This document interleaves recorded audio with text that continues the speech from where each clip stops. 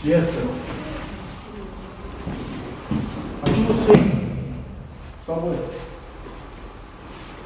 Если так будет, видите, я не за счет. Если так, я за счет. Потом это до завершения вы должны нарабатывать действия. Потом только